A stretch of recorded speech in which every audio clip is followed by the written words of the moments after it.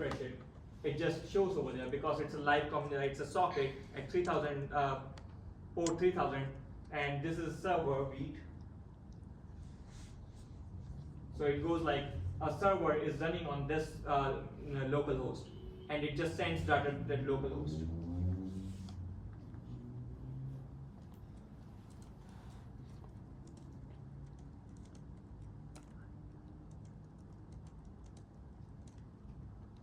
Oh yeah, and technically browser can't understand every kind of data that the server sends back.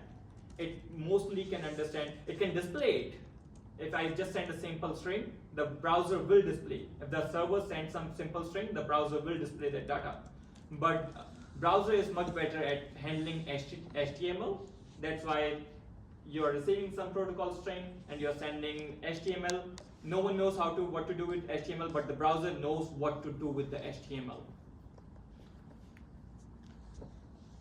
And as I've been saying, server is just a computer, so let's try. And if you remember that, it is tunnel, I'll try to use my computer and make it a server. In order to do that, I still need some kind of a live IP. For that, I'm using ngrok or Cloudflare tunnels. Again, all you have to remember is it's a tunnel, and Cloudflare is just giving me a live URL which I can access on the internet using the tunnel. So I'm opening a tunnel from my computer to some server which is on Cloudflare or ngrok, and that computer which I'm logging into is exposing itself to internet and giving me back that domain name, website name. But again, it's my computer which is communicating to internet through the computer which is on ngrok or Cloudflare. But it's all happening within tunnels, so it's secure.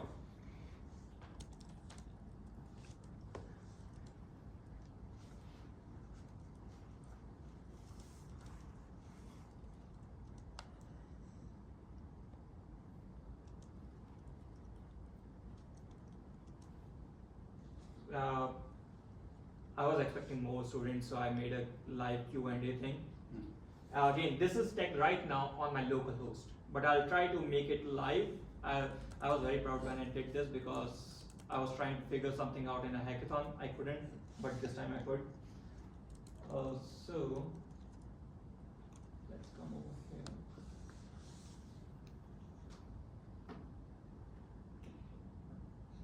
And I'm using a JSON server. Again, a server, JSON, it's basically making a temporary database on my computer, and it's using it's exposing it's exposing that database on the on localhost, but on a different port. Again, on the same localhost, on different ports, different programs are running. So right now my front end is running on this, and if I go to over here,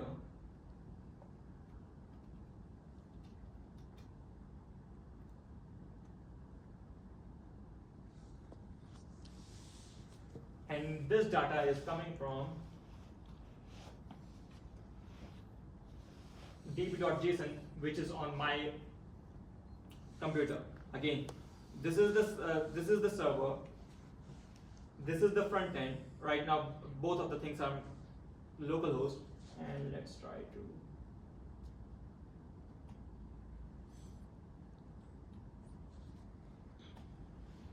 So instead of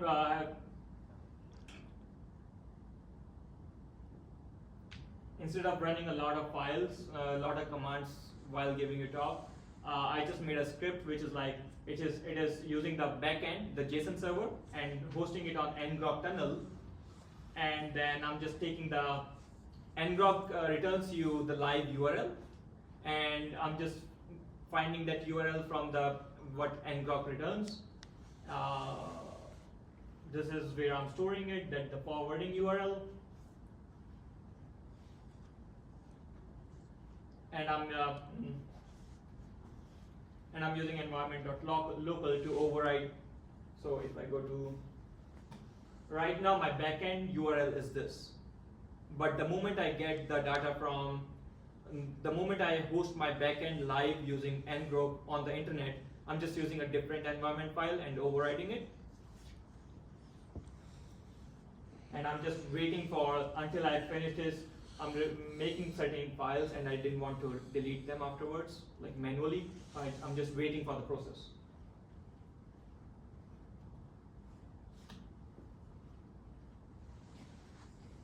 So this is the URL which I have received, and if I go to this URL,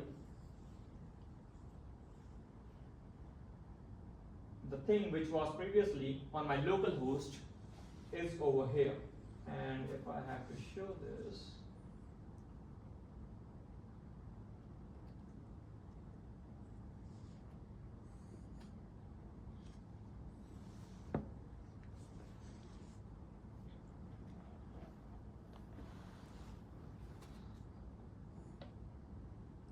if I save this, again, this is not a continuous connection. This is not a socket. So I'll have to probably refresh this.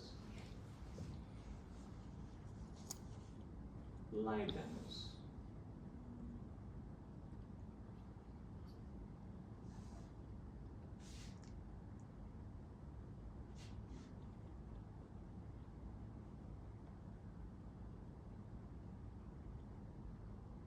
I checked it.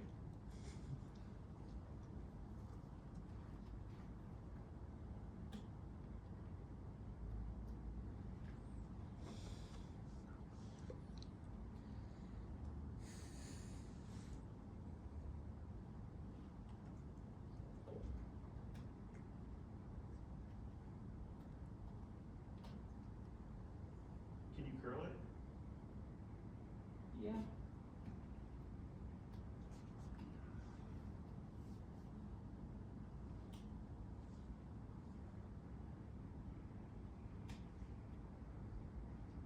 Oh, I'm in the wrong directory.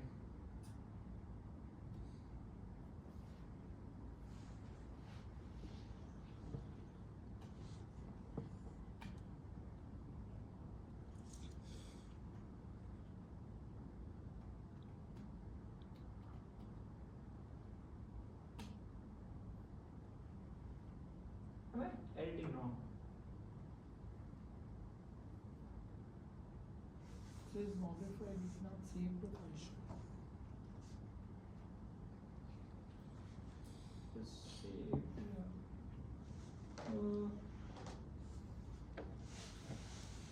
Let's go to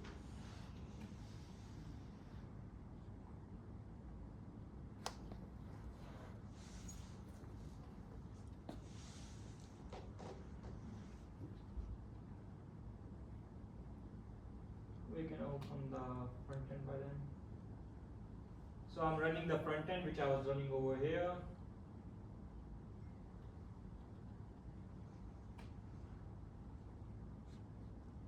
It's not even get.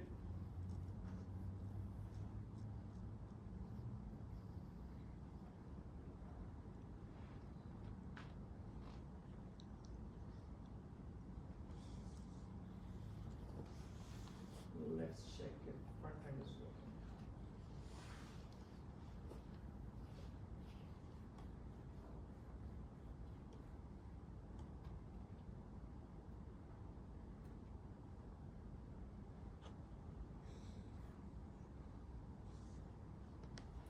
Yeah, so at least front end is working. I'm not sure why db.json is not working. So I just made changes on the local machine, and this is the live address which anyone can visit if they can go through the pain of typing that.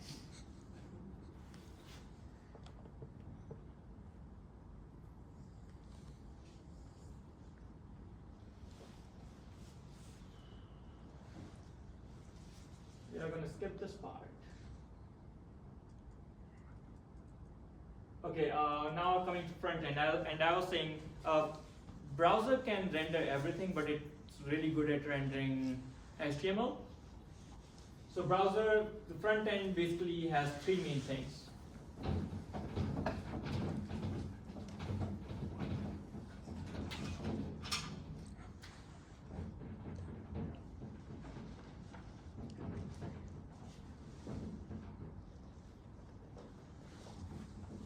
So hypertext markup language, you're basically telling the browser whenever you use headings like H1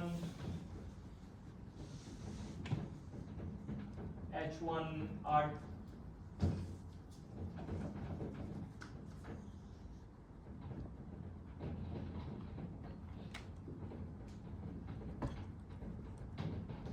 whenever we give these things to the browser, the HTML tags, browser knows what to show. And does anybody know what's good button on click and div on click? Anybody has worked with front end? Perfect. If you have a button on click and div on click, is there any difference? Accessibility. Yes, perfect. A lot of people think like these articles don't really do, these tags don't really do anything, and there's a certain term in front end which is called div soup, which is where WordPress and a lot of used to do, I'm not sure they still do it, they put everything inside a div. So div heading, div 1, 2, even the list is div, everything is div, so it's just multiple layers of div. To the front end, because HTML knows what to, the browser knows how to interpret it, it shows it, and people use CSS. CSS is basically, think of it like when you're creating a document, whenever you highlight something, you're done with the outline. You have written all the things, whenever you're trying to highlight things, this is where the CSS comes in. And JavaScript is when you want to change certain things about it. When you want to interact with the content on the content of the HTML, or you want to do something that happens on button click, that's where JavaScript comes in. So HTML is the document, styling, and the interactivity. And a lot of people, when they use div on click, and they just put div plus CSS, so it looks like a button, it looks like an input field, but the browser doesn't really understand, because a lot of things, there's a certain thing called semantic HTML. Browser adds a lot of things to these elements. To browser, it's not an article. It knows it's an article and it has different sections. You can just have different sections. So whenever someone who has accessibility issues, they try to use screen readers. The screen readers tries to use the same thing which browser uses, and if you just go like div, the screen goes like it's a divider, it's a divider, it's a divider. But over here, if you write article, it's like the heading of the article is this. Now there's a section. This is a paragraph. This is a button. If you click on the button, this happens. And there's like a browser. When you use semantic HTML, browser puts a lot of extra things which we don't have to worry about.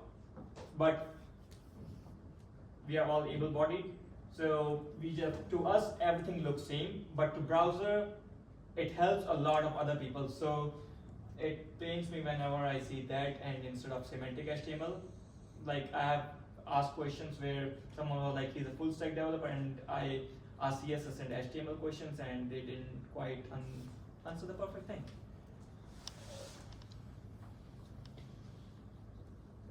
And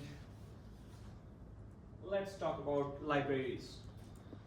In front-end land, if you want to do everything manually, think of it like you have to write 10 lines, but if you write some kind of shortcut, you can just do the same thing in one line. That's where libraries fit in. And libraries are just a lot of functionality which is already done for you. So React.js, if you want to change your HTML content a lot of times, React.js makes it a lot easier. The same way Ajax used to do. If you want to send a request, so browser knows how to send request to server. But what if you want to send the request from within your HTML? That's what XHTTP request used to do. Then fetch came in. So all of these functions, and if still they needed more lines, but if you want to do it in less number of lines, that's basically what libraries do. And there's something called frameworks, and the place where frameworks fit in. Library, you can just add to it. So library is like additional functionality, but for framework, it's like it does a lot of things for you automatically. And whenever something does a lot of things automatically for you, you better follow their rules. Because the moment you go out of their rules, the framework goes like, I don't know what to do with it. So that's where frameworks, it's like when you don't want to implement the authentication on the front end by yourself, you don't want to do the fetching of things or integrating with databases. You can do it with HTML, JavaScript, CSS, HTML and JavaScript, but it will be very painful and a lot of code and a lot of errors most likely. So a certain level of abstraction, that's where libraries fit in. But if you, even in libraries are small useful things which are like, hey, if you want to do this, use this library. If you want to do this, use this library. So you still have to patch a lot of different libraries.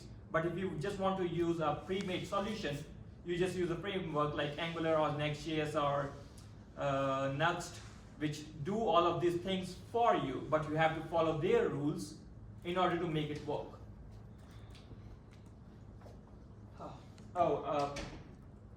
If anyone is still using Create React app, please use wait. I have very painful memories about Create React app. And okay, so the good thing about frameworks is it's a pre-bundled solution. So the new solution, like the new update, comes very not that often. Okay, the good thing is it gives you stability. But the issue with libraries, as I said, you're trying to use 10 different things, and they all have their own way of doing things. So when you're using 10 different things, they better be compatible with each other. I have run into issues where all of my code was working, but the only issue was one library was conflicting with some other library because React 18 upgraded and all the libraries were not compatible with the React 18. And that's why I always try to use less libraries, because libraries, I've had a very tough conversation where it's like, you could have done this, like why did you import a totally new library, because it's a whole lot of additional code which slows down your website. Again, it doesn't matter for you. To the front end, to the front end guy who's just looking at the browser, it all looks the same.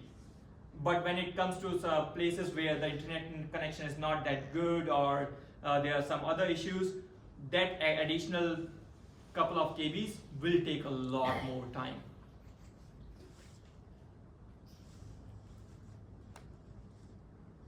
And with CSS, again, front end is just different levels of abstraction on top of HTML, JavaScript, and CSS. With JavaScript, there's React and all these things, the React, Ajax, whatever. And with CSS, CSS is a different kind of pain. I have this, which is like, to front-end guys, I go like, oh, data structure and algorithms, and to back-end people, I go like CSS, Flexbox, Float. It's just a two different kind of pain. With CSS, if you want, you can style it. You can style it for sure. But instead of writing 100 lines, you want to structure your CSS files just a little bit more in a better way, and you want to write less code. That's where CSS preprocessors come in.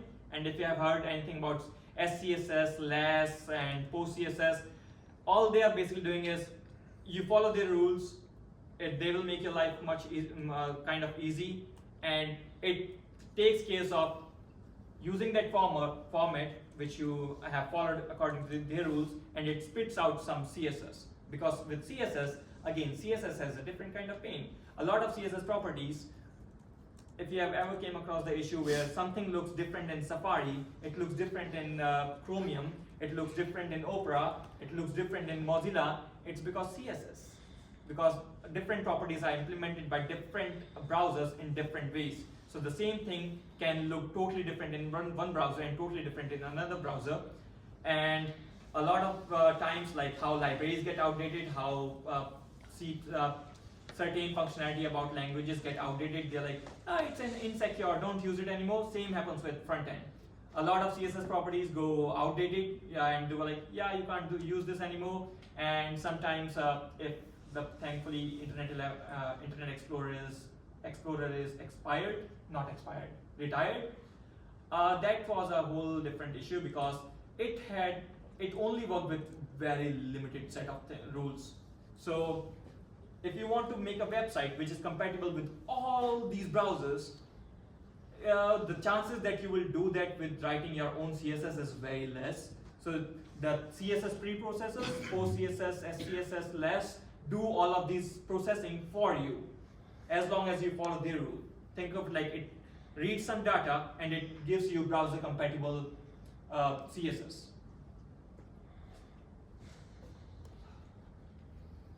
Linters, if you are working in front end, use linters because they help you avoid a lot of obvious mistakes. One very obvious issue with JavaScript is where, let, const. And if you don't know how where works, good luck with JavaScript. You're better off just avoiding it. So linters, there's a lot of weird parts about JavaScript. Linters just show you warning, hey, if you do this, you're very more likely to fall into some trap, some errors, so better off avoiding it. It doesn't stop you, it just gives you suggestions. You're better off avoiding using this certain thing.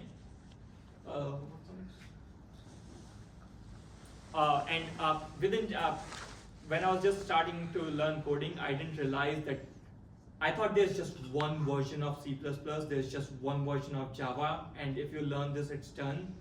Up until I learned, hey, C++ has different versions, C++ 11, 14, Java has different versions. That was a different kind of pain. Same happens with JavaScript, but it's just a little bit more worse.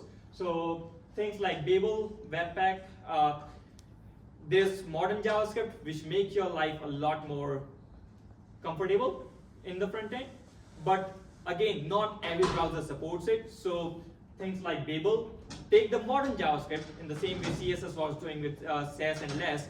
Babel just takes the modern JavaScript and spits out backward compatible, like the old style of JavaScript. So you can just give it a target. Hey, I want the kind of JavaScript that you will create. It should be compatible with last 10 generations of this, or only the latest browsers. You can give the target and it will generate the JavaScript for that target kind of browsers. TypeScript, thank God TypeScript, I still am learning it. It's not a compiler, it's more like a transpiler, and transpiler is just a fancy way of saying translating. So JavaScript doesn't have type checking, but if you want type checking, you use TypeScript. But again, browser doesn't know how to read TypeScript. So browser will still only read JavaScript. So TypeScript transpiler, you write in TypeScript and it gives you browser compatible JavaScript. So a lot of tooling, as I said, in the front end is just different abstractions on top of these, because these are very tedious to work with. So they just give you some functionality at the cost of something else.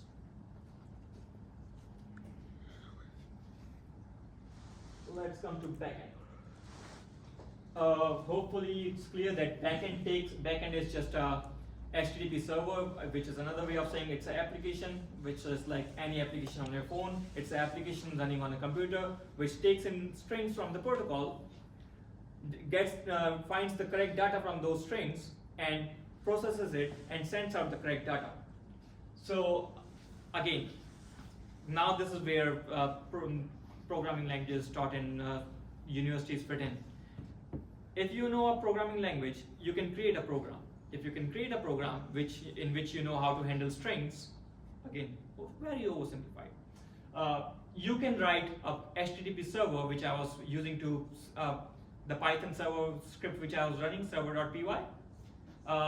You can write that in C++, Python, or any language you want, whichever is whichever. So you can for Java, but again, you don't want to do all the tedious work for yourself. You don't want to reinvent the wheels. There's a lot of things which are already built for you, and you can use those things. So with Java, instead of writing, if I show you the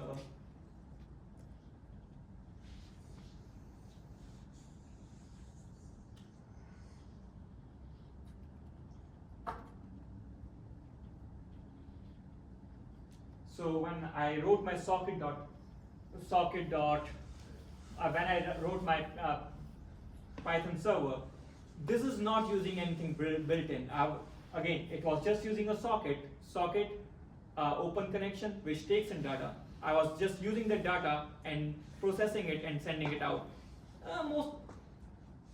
Most likely you don't want to do it. You want a certain level of abstraction which is built on top of these things, so you don't have to find all the bugs, patch them all over again. Basically, don't reinvent the wheel.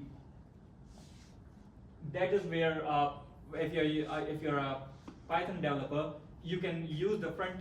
You can make a HTTP server using Django or Flask. If you are better with Ruby, you can use Rails, PHP, Laravel, .NET, ASP.NET, Java, Spring Boot, and again, GET request.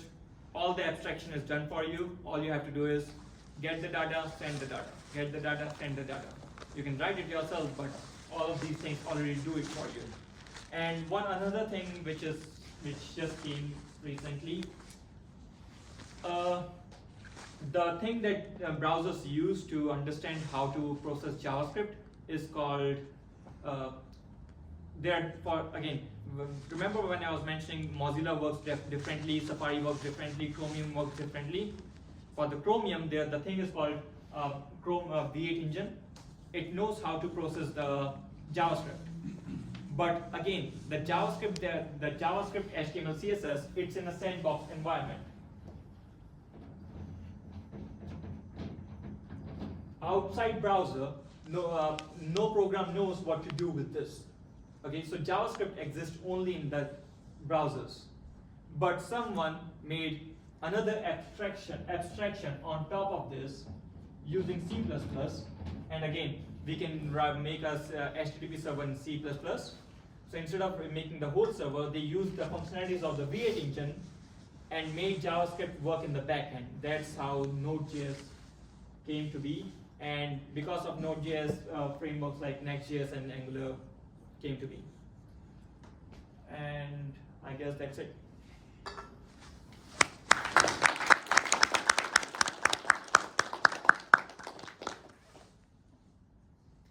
Any questions? Any jargon that you want to? What gets you excited about all this stuff? Understanding how things work. Like when I first made the socket server, I was kind of excited. It's a really small thing, but I was like, oh, this is how things work. I don't need to, like, it's one thing to just use a framework, but just by using that simple, so if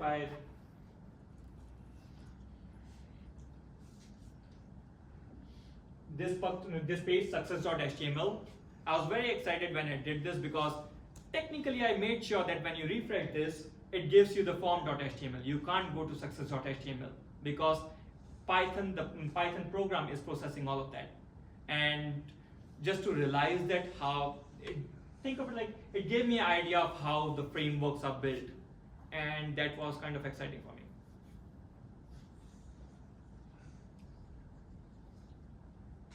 Would you encourage people to get their hands dirty and write their own websites so that I would, yes, because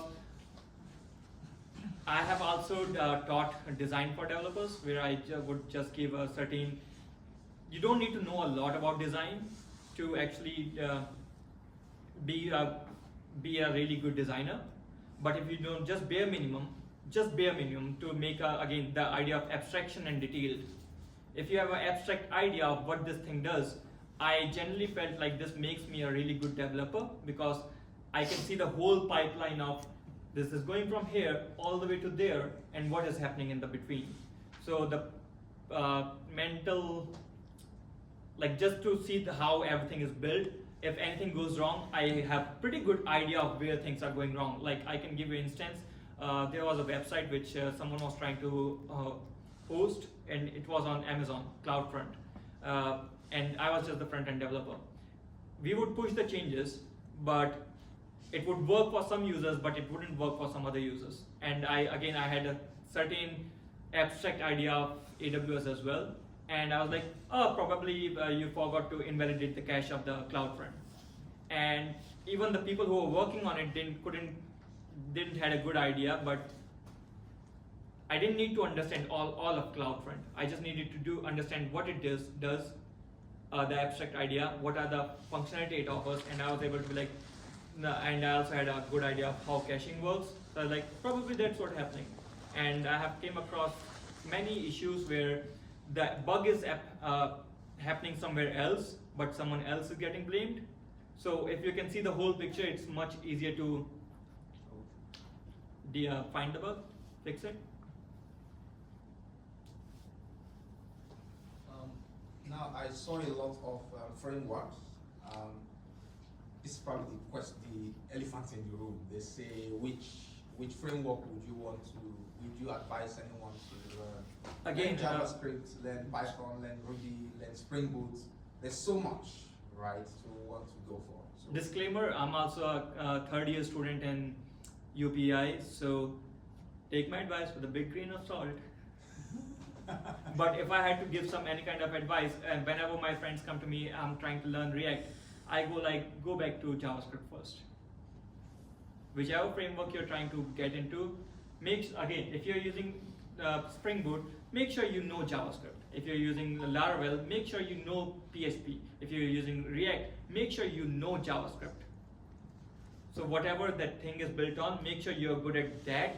And after that, I think whatever framework you use within that language, you will do good. And again, the whole idea of abstraction and detail. Once you have an idea of how things are working, whenever you go from one language to another, you basically know. All I have to deal is take in the HTTP request, send it back. Let's just figure out how to do it in this language. So you've been using the word WebSocket. I think that's a different protocol. It's WS://. This is HTTP, so it's like a request response type thing. WebSocket is like a continual. So That's the big grain of salt. alright. Like I knew I will be wrong at a couple of places, if not a lot. That was like big grain of salt. Yeah. Okay, so you get what I'm saying? They're two separate protocols. So yeah. Okay. But I think they work on different layers, don't they? So I've only tried to write WebSocket once and WebSockets once, and it took a really long time. So I just haven't done it since. Yeah. So yeah, everything I do is HTTP. Like my guess is because with the WebSocket you're basically using WS. With a website you use HTTP. With file transfer, whenever you try to access files on the server using some GUI, you always go FTP, which is file transfer protocol. Because we are changing the kind of protocol, which is WS, I'm guessing it works on the same layer as where FTP and all those things work. So a WebSocket is like a continual conversation almost. So like you can send messages both ways and stuff. So Yeah. if you when you're on like a chat in Facebook, that probably works through a WebSocket. So what I was trying to establish is for a socket, you need an IP address and a port number. That's the minimum for a socket.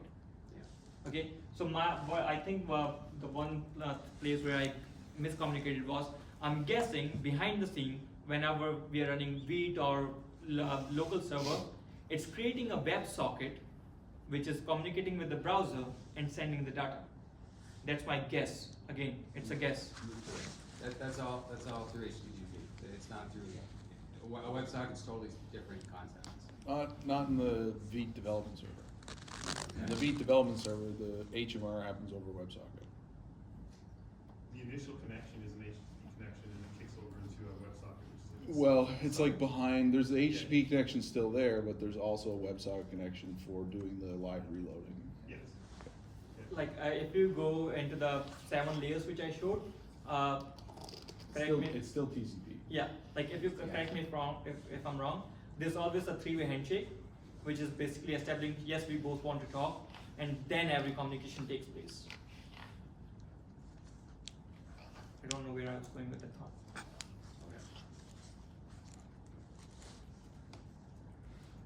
Do you have any favorite resources on the web to learn web jargon? Like where do you go on a day-to-day basis? With any kind of jargon, I just go I watch a bunch of videos, try to form a basic idea about it.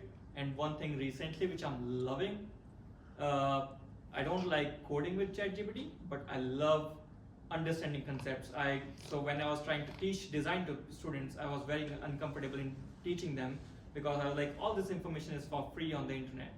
But I was like, okay, if I'm charging them, the thing that I'm charging for is syllabus, what to study, where to go after this, in which order, and access to an expert. And right now, the ChatGPT is the access to expert. So whenever I'm trying to understand something, I go and analogies help a lot. Whenever I'm not able to understand anything, I go like, give me an analogy, and then I try to bounce ideas with it. So like if I go to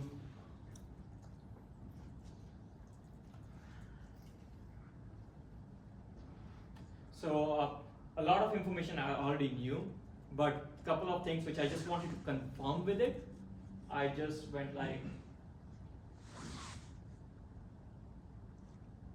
is it correct to say, again, oversimplification, is it correct to say communication on internet is of two kinds, continuous and short-lived? And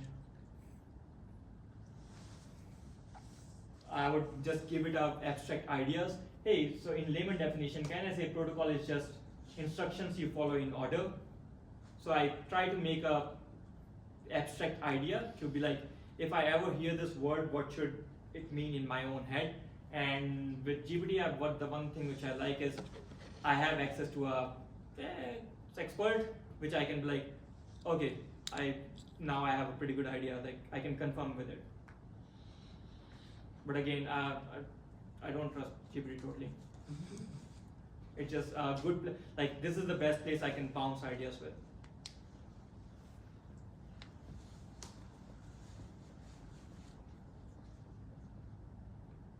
Any other jargon? Any question. jargon which didn't make sense? Have you heard about the new AI program? Oh yeah, Devin.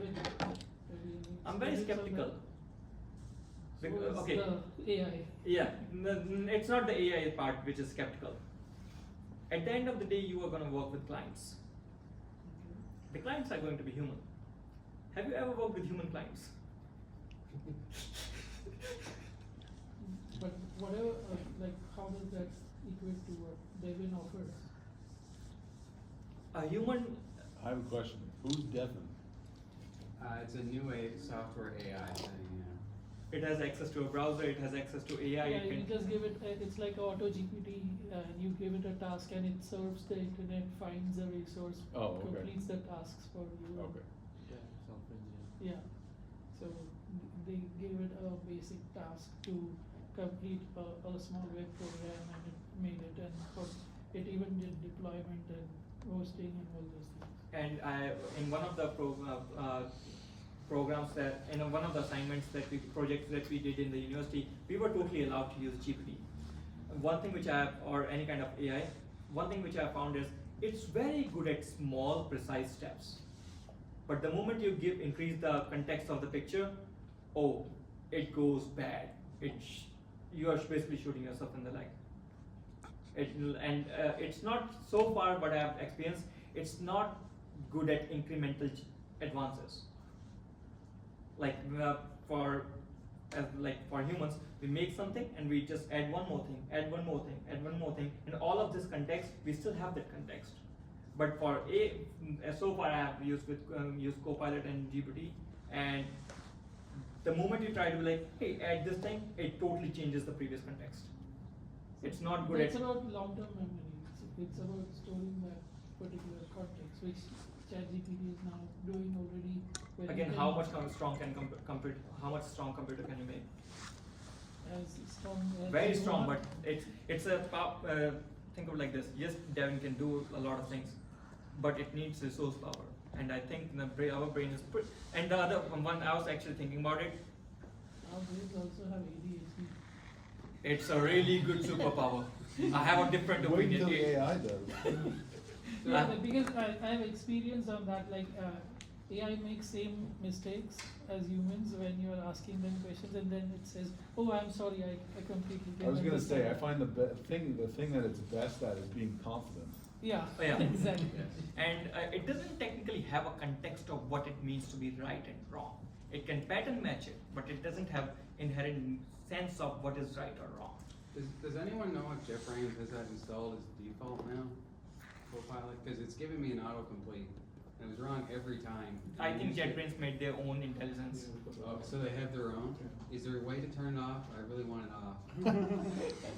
It was wrong every time, and then it did this dot items Probably thing, and I was in like, future okay, it will sure. be that we'll go don't with it. use that And, particular that was And awesome. one thing which I can add on top of that. Yeah. Personally speaking, I don't see ChatGPT as AI. I probably not work with other AI, maybe like Copilot or stuff, but ChatGPT is actually a language algorithm.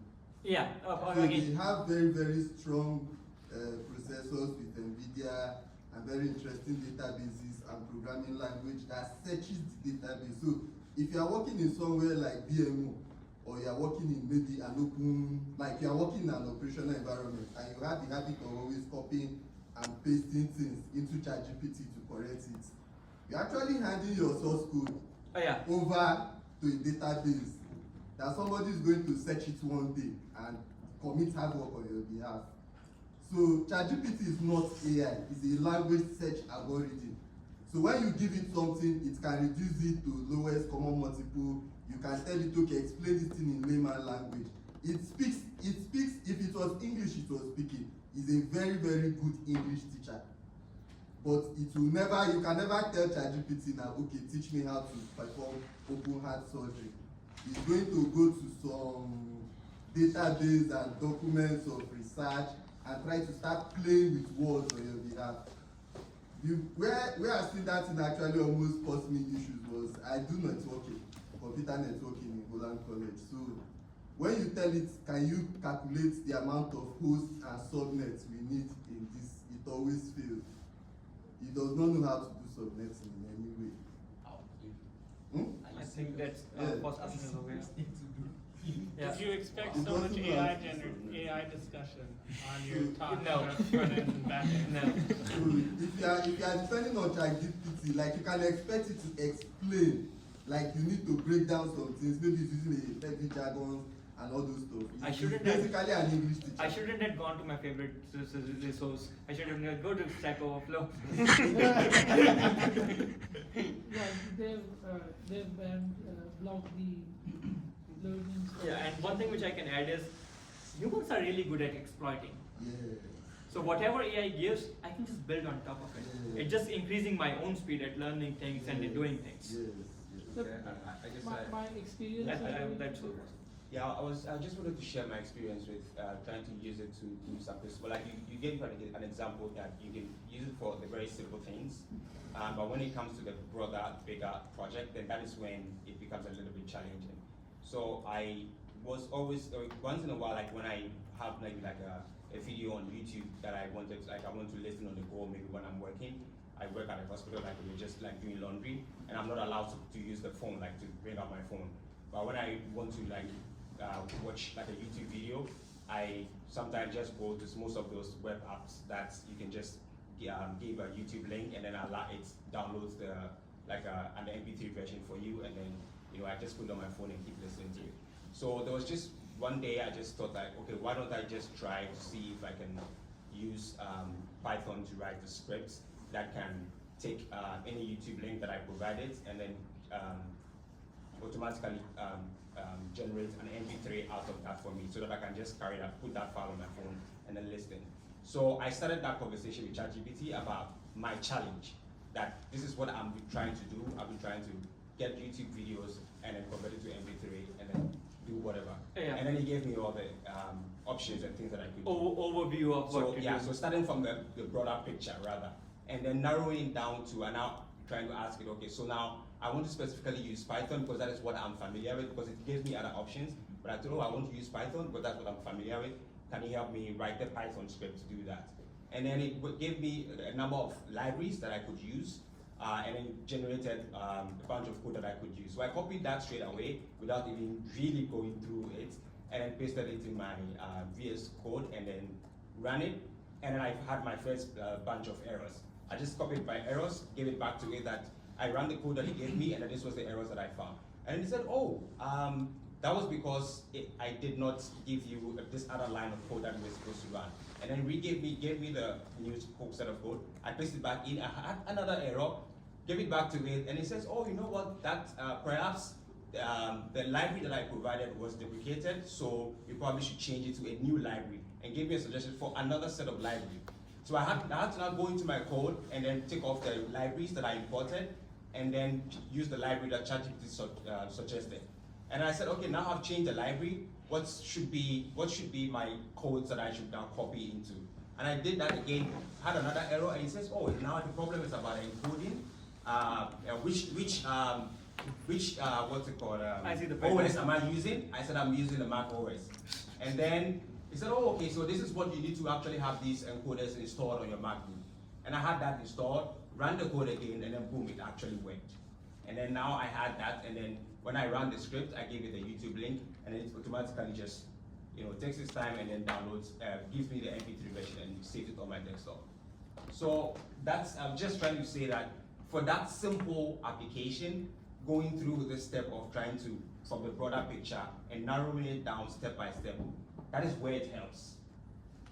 The one thing which I can say is like at the speed that it's improving, that's the only thing which I can't really wrap my head around, like how that will affect. Other than that, so far, it's just a really good, smart assistant with shit ton of knowledge at your hands. I guess I have a different take on AI. I really like making it talk like the hockey players from Letterkenny. I find that hilarious.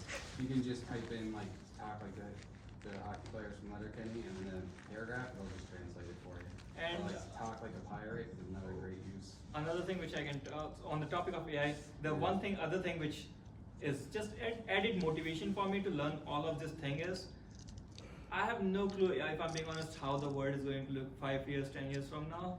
So I want to like, hey, if I have to ever make my own network, I should know the knowledge. Healthy amount of skepticism. I guess I've only started now introducing it in my flow. I'm not impressed. A lot of the time it's wrong, or it'll lead me down the wrong thing. Or if I just like Stack Overflowed my specific error at the time, and I don't even do that very often. A lot of the time I'm like checking code that's kind of like within that code base, because I'm trying to mimic the style everywhere. And the thing is, like GPT, you're sending all the information to a third-party server. Yeah. I try to run my local GPTs. Okay, CPU usage hits 4% like this, 400%. On your machine? Yeah, and it's the 7 billion models which does. I use then I tried using the Apple Metal, but not everything is compatible with that. It's like you really need for everyday users. Yeah, the big companies are going to use that for sure. They have the manpower, the money to do it. But for everyday users, I'm not really that sure. So a single training run of ChatGPT is in the millions. So yeah, that's only going to be run by huge companies. Like it's like hundreds of millions to train those models. And He's not talking about training it, he's talking about just running a model. Yeah, you're hitting an API that's run by someone else that did all the training, essentially. I know, but you can run a model on your laptop yourself. Right. That's not training though. You're not training it, you're just running the so you downloaded pre-trained someone model. else's trained model. I see. I always wondered what that was. Okay. So like this. And if I don't use my Apple Metal GPU. But if you are using the models that like downloaded someone models on your laptop, you can never run